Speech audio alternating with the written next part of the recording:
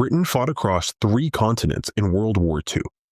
They needed every weapon they could get their hands on.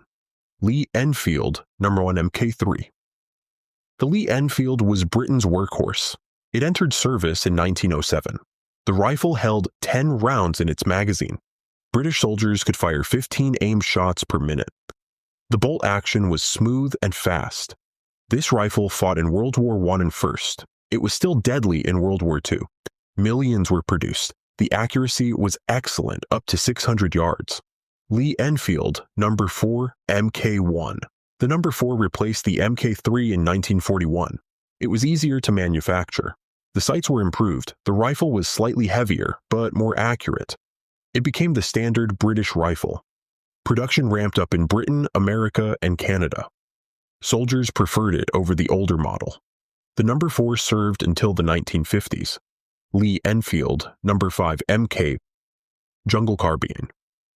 The Jungle Carbine was shorter and lighter. It was designed for fighting in Burma and the Pacific. The barrel was cut down.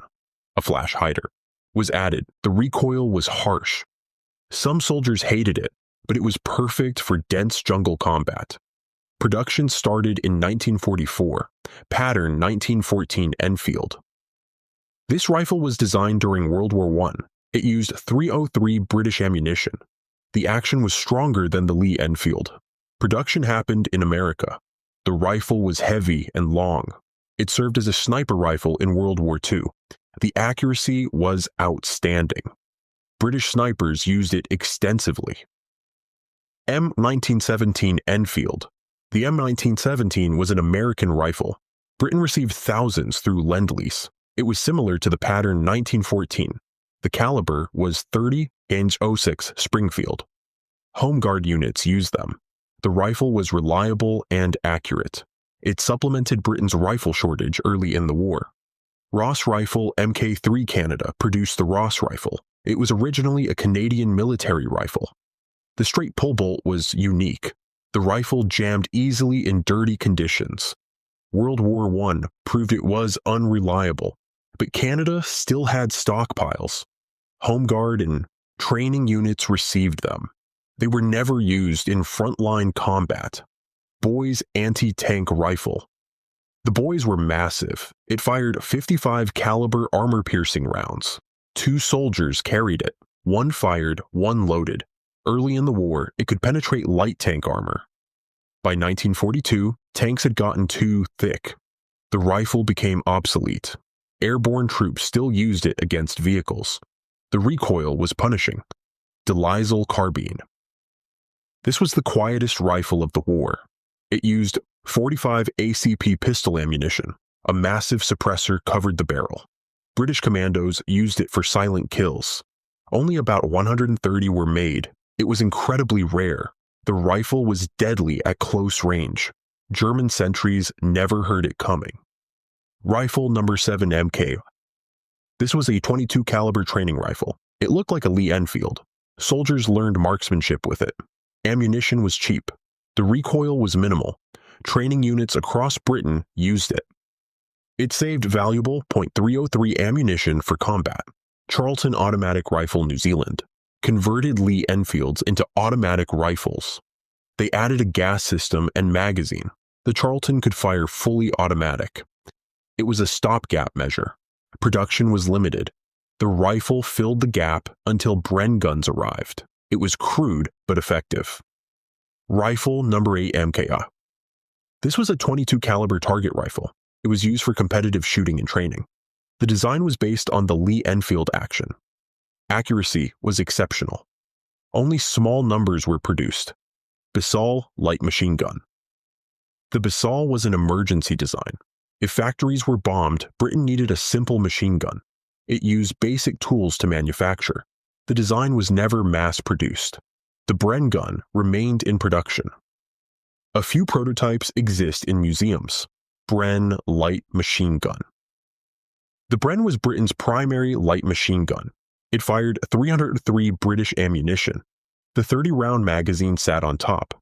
Accuracy was outstanding. Soldiers could change barrels quickly. Every infantry section had a Bren. It was reliable in any conditions. Bren served until the 1990s. Lewis gun. The Lewis gun was a World War I weapon. It had a distinctive circular magazine. The design was outdated by World War II, but Britain still had thousands. Anti-aircraft units mounted them on vehicles. Home Guard units received them. The 47-round magazine was heavy. Vickers machine gun. The Vickers was water-cooled and belt-fed. It fired continuously for hours. The weapon was incredibly reliable. British machine gun battalions used it. The Vickers provided sustained fire support. It weighed 40 pounds without the tripod. 2 soldiers operated it. Hotchkiss M1 Machine Gun France supplied these to Britain. They were used by the British Expeditionary Force. The gun is fed from metal strips. It was reliable but heavy. After Dunkirk, most were lost. Few remained in British service. Browning M2 50 caliber America supplied M2 machine guns. They were mounted on vehicles and aircraft. The 50 caliber round was devastating. It could destroy light vehicles. Anti-aircraft units used them extensively. The M2 is still in service today. Thompson submachine gun. The Thompson was iconic. British commandos loved it. The 45 ACP round had serious stopping power. The 20 or 30 round magazines were reliable. It was expensive to produce. Britain bought thousands from America. The Thompson was heavy but deadly in close combat. Sten gun. The Sten was Britain's answer to weapon shortages. It cost almost nothing to make. The design was incredibly simple. Resistance fighters across Europe used it. The Sten could be made in small workshops. It was ugly but effective. Millions were produced. Lanchester submachine gun. The Lanchester was a copy of the German MP-28. The Royal Navy used it primarily. It was well made and expensive. The wooden stock was high quality. Marines and boarding parties carried it. Production stopped when the Sten arrived. Owen Gun Australia designed the Owen. It had a top-mounted magazine. The weapon never jammed. Australian troops fighting in the Pacific loved it. Britain received some through Commonwealth channels. It was unconventional, but reliable. M1 Carbine America supplied M1 carbines through Lend-Lease. British airborne troops used them. The rifle was light and compact. The 30 carbine round was less powerful. But the 15-round magazine was useful. Paratroopers appreciated the reduced weight. M1 Garand. The M1 Garand was America's service rifle. Some British units received them. The semi-automatic action was advanced. The distinctive ping happened when the clip ejected. It fired 30-6 ammunition. Most went to American forces. Winchester Model 1897. These pump-action shotguns came from World War I stocks. Trench raiding parties used them.